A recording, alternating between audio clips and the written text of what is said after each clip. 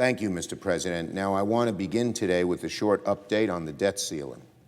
Over the past few days, we have made good progress on this issue, and I'm optimistic that we will be able to prevent the awful prospect of the U.S. defaulting on its sovereign debt for the first time ever. Nobody wants to see the U.S. default on its debts. As Secretary Yellen has warned, a default could eviscerate everything we've done to recover from the COVID crisis. We don't want to see that, and I don't believe we will see that. And I continue to thank my colleagues and all of my colleagues for cooperating in good faith to preserve the full faith and credit of the United States. Now on Jessica Rosenworcel. The Senate will vote to confirm a remarkable, highly experienced and historic nominee, Jessica Rosenworcel, to be the chair of the FCC, the Federal Communications Commission. Ms. Rosenworcel has served as a commissioner at the FCC for nearly a decade, the past 10 months as acting chair. I believe she will receive great bipartisan support as she becomes the first woman ever confirmed by this chamber to lead the FCC. Ms. Rosenworcel is exactly the right person for the job in 2021. She has set herself apart as one of the nation's leading champions for a more affordable and accessible Internet. After the FCC repealed net neutrality during the Trump administration, the best thing the Senate can do is confirm someone with a proven record of standing on the side of American consumers. Ms. Rosenworcel will also step in as chair at a time when the FCC is carrying out the important task of expanding broadband to millions of Americans who have long been left behind. Ms. Rosenworcel is keenly aware of the immense damage that the digital divide has caused our country. It has shut out rural, urban, and low-income Americans, including far too many women and people of color for whom basic Internet access remains unavailable or unaffordable, as it is a necessity, even as it is a necessity in the 21st century. Ms. Rosenworcel has long focused on these issues, and I'm confident that under her leadership, the FCC will make immense progress in addressing these challenges. Americans don't want to see their Internet bills go up and up and up. They don't want to have to drive long distances at late hours just so their kids can finish homework at public libraries. And they want telemedicine to be available so they can be in the best of health. No, Mr. President, every American wants and deserves fast, affordable, and reliable Internet access directly in their homes. Already this year, as a result of the President's infrastructure bill, we've made tremendous strides at closing the digital divide. We will build on that progress by confirming Ms. Rosenworcel today so that Americans can rest assured they'll have an FCC fighting for them. On Build Back Better. Mr. President, Senate Democrats continue our work to pass the President's Build Back Better Act before Christmas. Making progress on Build Back Better has been no small task, but sticking to our deadline will be worth it for one simple reason.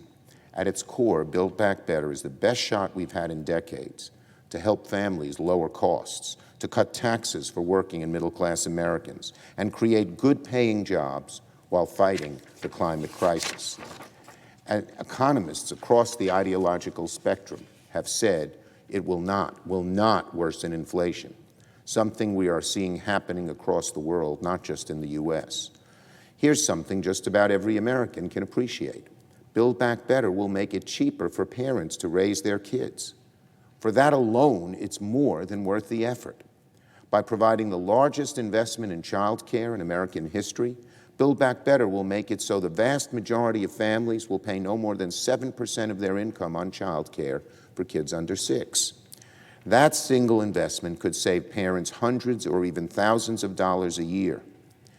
I think it's a pretty great deal for American families. It will also help our economy. Everywhere you go, you hear about shortages of labor.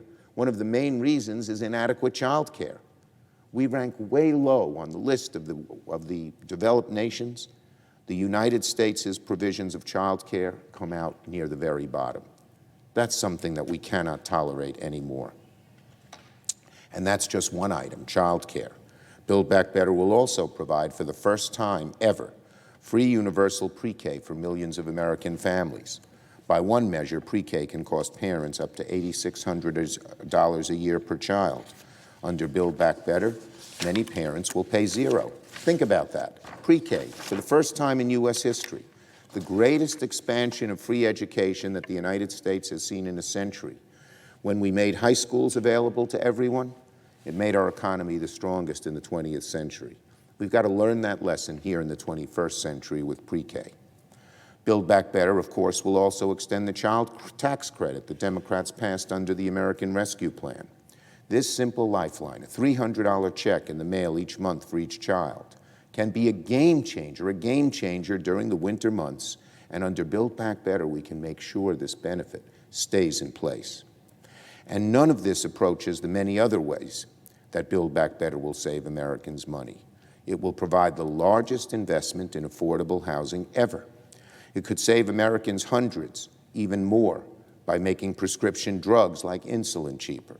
And it will take necessary and long overdue steps to fight the climate crisis, which costs our country tens of billions each year every time hurricanes, wildfires, floods wreak havoc across the country.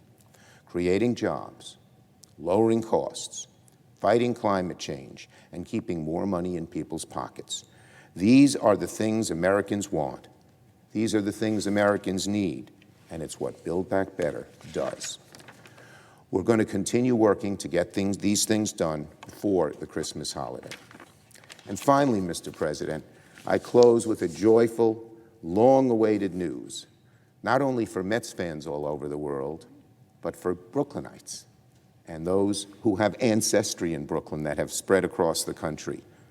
Sunday night, the National Baseball Hall of Fame announced that after decades of waiting, Brooklyn's wonderful Gil Hodges, one of the great defensive first basemen of his era, a longtime member of the Brooklyn and Los Angeles Dodgers, and a manager of the Mets presiding over the Miracle Mets 1969 World Series championship, has finally earned his place in Cooperstown. Some of the earliest memories I have are listening and watching the Dodgers with my dad. Gil was a central figure of that era, a hero of the 1955 World Series, an 8-time All-Star, 3-time Golden Glove winner. I think he was the first to win the Golden Glove. He was such an amazing fielder at first base, as well as a great hitter. And what a nice guy he was. One of the highlights of my life each year was to go trick-or-treating and knock on Gil Hodges' door. And who would come out and give us candy? The great man himself, while he was a Brooklyn Dodger. That was an incredible, incredible situation. And so it shows you what a nice guy he was. He's a caring guy. And as much as he was a titan of the game, he was a central part of our Brooklyn family, and we all admired the fact that he lived in Brooklyn right near all of us. Year after year, from one decade to another, Mets fans have waited for this Hall of Fame player to receive Hall of Fame Mets fans have waited for this great player to receive Hall of Fame recognition. The wait is over. Gil's in that hall. I congratulate Mrs. Hodges and the whole Hodges family for receiving this honor. And I want to congratulate, of course, all the other inductees to the Hall of Fame, among them many history-making, barrier-breaking athletes who made the sport what it is today. I yield the floor.